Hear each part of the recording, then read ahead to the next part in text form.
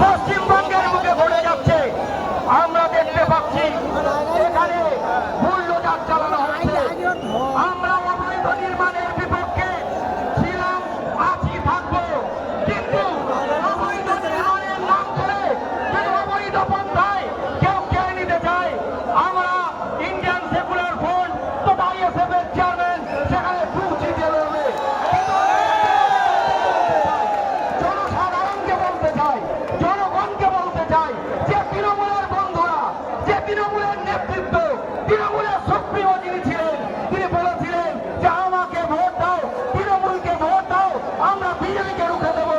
তারা রুখতে পারলো না, বরঞ্চ সেই বিজেপি ক্ষমতায় আসার পর বুলডোজার রাজ চালাচ্ছে, একাধিক দোকানঘর ভাঙচুর করে দিচ্ছে।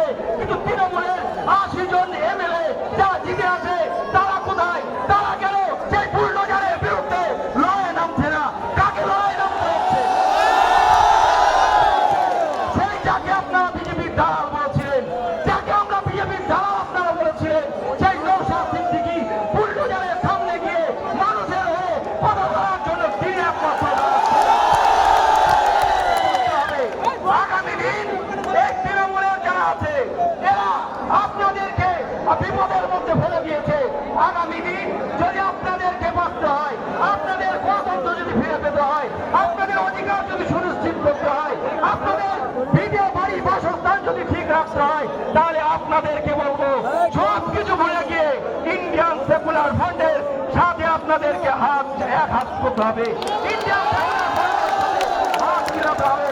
আপনাদেরকে ওপেন খোলা বার্তা দিয়ে গেলাম। আপনার বুঝে বুঝে যাবেন, আপনার বুঝে বুঝে গিয়ে বুঝে সবাইকে ডাকুন, কিন্তু আপনাদেরকে